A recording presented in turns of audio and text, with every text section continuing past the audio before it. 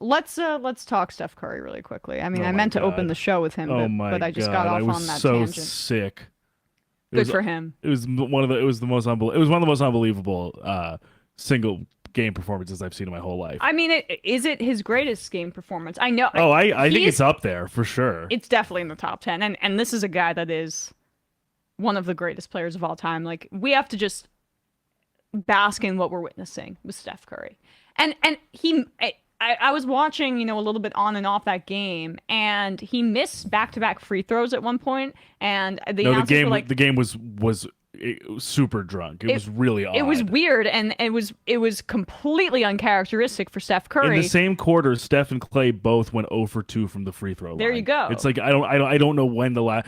I cannot imagine that has happened very frequently. That's like a shocking anomaly in Game 7 on the road. And on the other hand, the Kings could not get a rebound. Oh yeah. They couldn't. They literally could not corral a single ball in the third quarter. Kevon Looney had 18 rebounds or 23 rebounds, and I think maybe like half or almost half of them were offensive rebounds. They weren't just giving the Warriors second chance points. They were giving them third chance points, fourth Yep. chance points, fifth chance points. It was agonizing to watch on And their Mike home Brown, floor. they showed Mike Brown at one point speaking, to the players in a timeout, saying they're killing us on the glass. They're killing us on the glass, and that's what it was in the third quarter in particular. Steve Kerr, great coach, shocker, but like made great halftime adjustments on that front. And you can't, and there's no other way to put this. And it's hard. Usually, it's surprise. It may have come as a surprise before the series to even consider this, but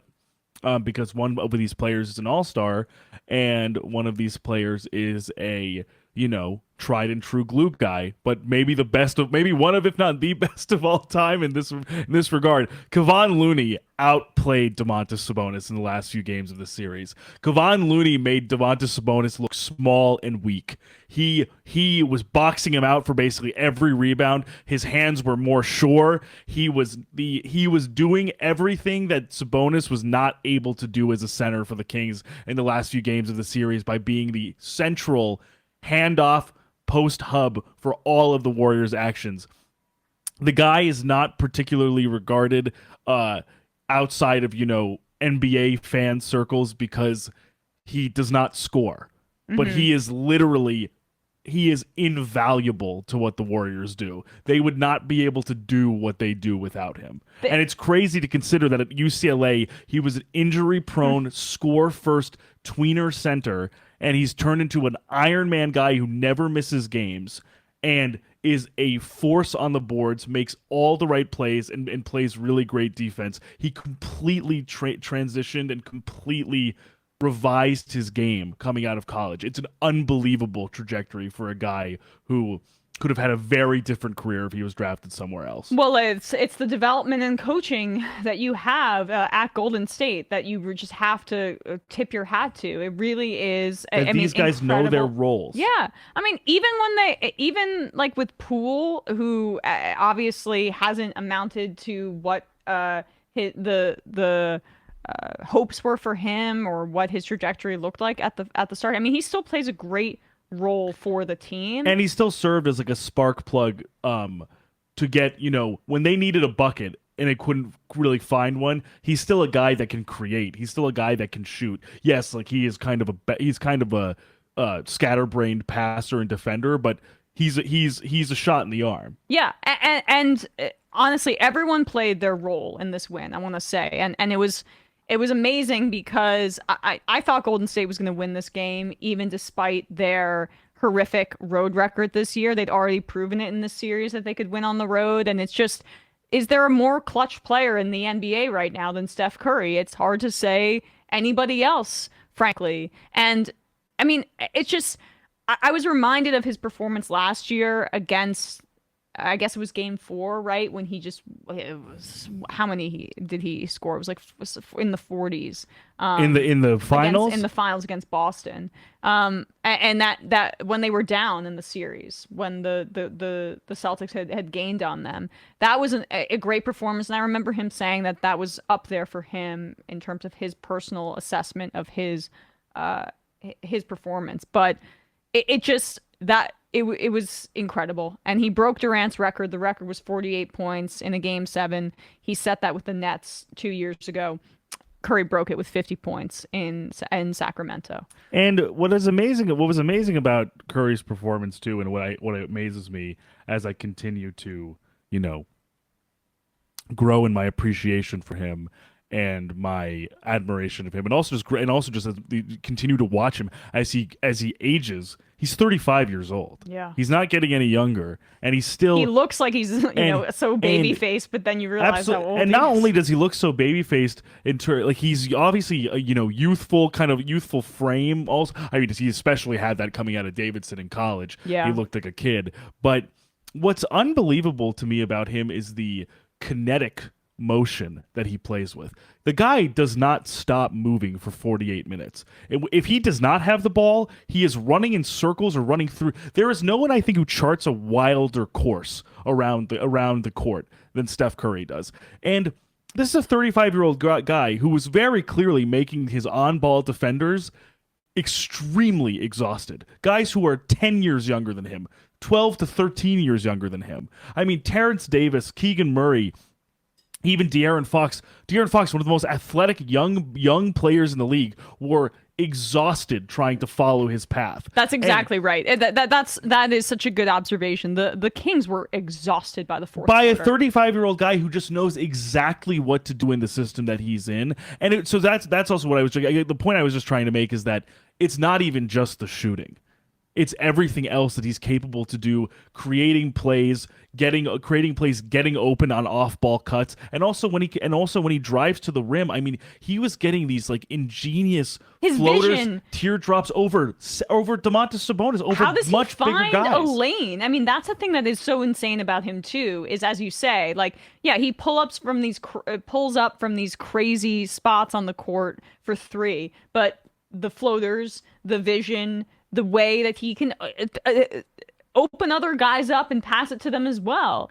I know that it sounds just trite and maybe boring, but we're witnessing one of the greatest players, like in the tippy top of the tallest tower of the Hall of Fame right now.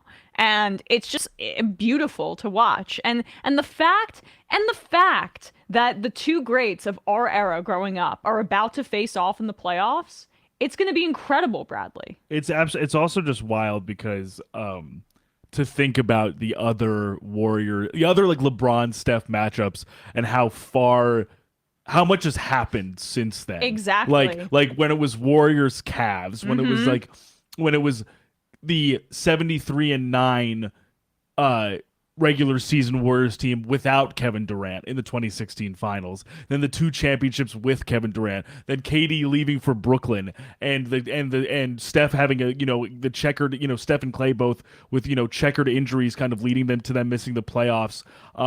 Even I think in 2020, right after the Raptors series. I mean the season after the Raptors winning the title in 2019, and then essentially rising from the ashes with the full strength kind of like classic Warriors team without KD, and winning a title last year against one of the hardest to stop, most defensively gifted teams in the entire league last year in the Celtics. I mean, then compared to obviously LeBron leaving Cleveland for LA, the myriad amount of struggles and frustrations and indecisions and trials and tribulations of like having a pretty poorly constructed roster around a age 38, age 37 LeBron, leading to them tearing this thing down and starting it anew at the trade deadline, for which they completely kind of bounce back and start playing their best basketball at the play-in. It's just wild to consider the trajectories and what both of these teams and both of these guys have gone through to now be in the second round. Lakers, Warriors,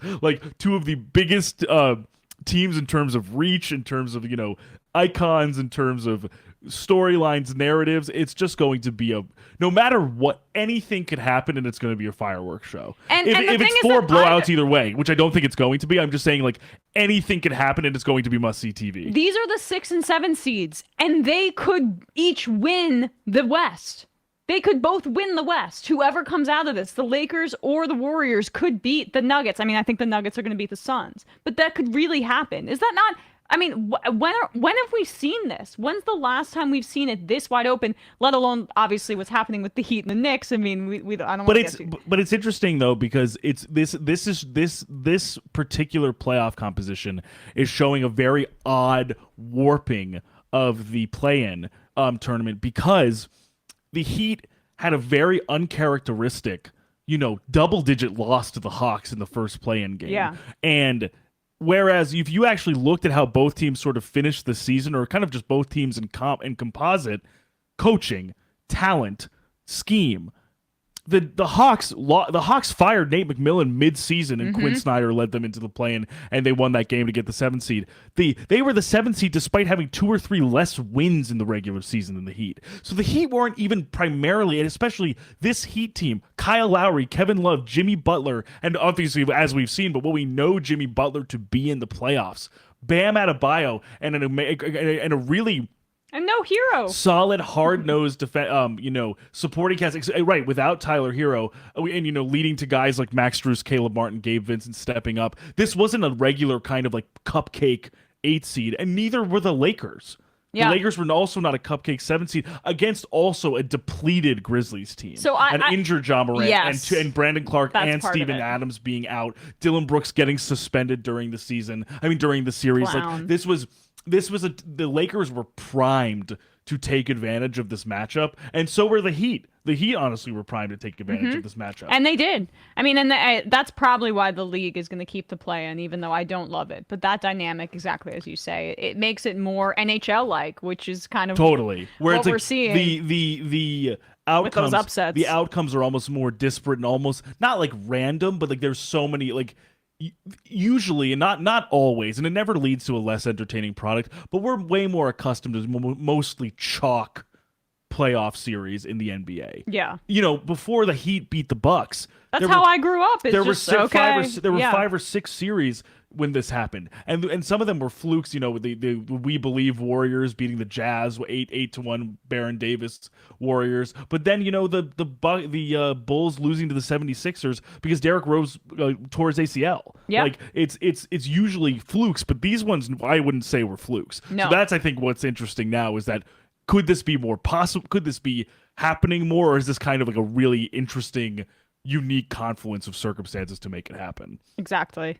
Well, as many flowers as you can throw at Steph Curry's feet. Yeah, seriously. I mean, I thought I'd seen everything with him, and honestly, I'm pretty bullish on this. I know some people. I'm not going to try and wade too far into these waters because people might either come to my house, or B just my Twitter mentions might get to be exhausting. But I think he's climbing heavily up the rankings of like one of the best players of all time, and I think he's getting closer and closer. I mean, I'm saying this not just from pure accolades, pure playoff success. I'm also just saying by the way that this guy has revolutionized how this game is played. Well, that's the thing is like Patrick Mahomes is changing the way that kids play quarterback. He just is. Every kid's doing sidearm over, jump in the air, and it twist also, around, and go but Curry has done that for basketball. Absolutely, 100%. With the crazy shooting behind the arc. He's revolutionized the way little kids are playing basketball. That's as much praise as you can give to a player. And to your point with I mean, AI did it too, but of course, yeah. But, and because not everyone and that was can, attitude also, and like kind of persona, but to your point, but not everyone can be Michael Jordan or LeBron. So then there's these guys that are also just, but they have their such specificity to their game. And to your point about Mahomes too, it also, and I think it's the same thing with Steph too. It changed how teams looked for talent. In the sense that, Mahomes made it so that honestly, not only can you not really win consistently or win where it counts, conference finals, what have you, without a top tier quarterback, you also need someone who can move on his feet. I mean, who can scramble, who can move out of structure, who can make plays out of structure, who can improvise. You kind of like we don't see, gone are the days of mostly Peyton Manning types. Yeah, Cousins. Phillip Rivers, Kirk Cousins. Even Trevor Lawrence is probably the most archetypal, similar to that vein, and he's probably maybe the only one that might be left. And he also runs. And he can run. He is good athletic. athlete, yeah. And the same goes for Steph. Now, you need, if you have a guy like Giannis, or if you have a guy like Jokic, or if you have a guy like Embiid, what you need to surround those superhuman big men with are four guys with 35 to 40% three-point shooting. Hmm. It's you can't have guys who are all clogging the paint. You can't have guys who are only taking mid-ranges. Those guys don't they can't really exist Yeah. anymore. And that's because of Steph. That's because of the Warriors. Exactly. It's the athleticization, to make up a word, of these sports where it's almost sports sciencey, where you can like understand how to incorporate the freakiest of athletes into positions, and to making these games, opening them up to new kind of interpretations of how to play the Totally. game, as opposed to it be like, we need big guys that can bully in the paint, and then you have little Steph Curry, just making every shot. That changes, it And opens up the game. And the other thing with Steph too that I think is so special, and I think really, like bolsters his case as he continues to play, is his gravity. And Hmm. what I mean, and that term I think sometimes gets thrown around without a lot of context. But what I particularly mean by that is that Steph, just by virtue of how much he can do, warps the geography of the court, because not only can not one person usually be on him in terms of a trap, there kind of has to be maybe two or three guys in the vicinity to guard him, or to at least be mindful of what he's doing, which ultimately leads to many 3-on-2s, 4-on-3s in the half court, or even in transition. He has made it so that just his mere presence on the court switches up people's defensive game plans when they're playing him. Yep. Exactly. So it's just It's just they're remarkable. inevitable. They're to paraphrase what Nate Tice sometimes says on the Athletic Football Show. They're about the Chiefs. They're Michael Myers. Hmm. They're like all of a sudden you think they're dead, and they spring up. You And that can't was kill the these Patriots guys. before Yeah, that, you too. you It's just, cannot kill these guys. That's why I bet on them as much as I wanted the Kings to win the series, because I just love the story, love this team, and also I may have seemed like I was shitting on Sabonis. I do want to give the Kings a lot of credit. This team was not expected to be as nearly as good as they were. They secured a 3 seed. De'Aaron Fox looks like one of the best young stars for years to come. He had a great positive outlook after the game, saying that this was just purely a building block. This is an insanely young team. They have so much to learn. This is a lot of their first playoff appearances. It's hard not to get swallowed up by the moment sometimes. Really, really amazing job this season by the team, absolutely. by Fox, and by the coach, and by Mike Brown as coach. Very well deserved Coach of the Year honor for him. Oh, yeah. He's an amazing coach that has had a really great career, wild career from where he's bounced around to and who he's coached. But like, good for them. This is only the beginning for the Kings.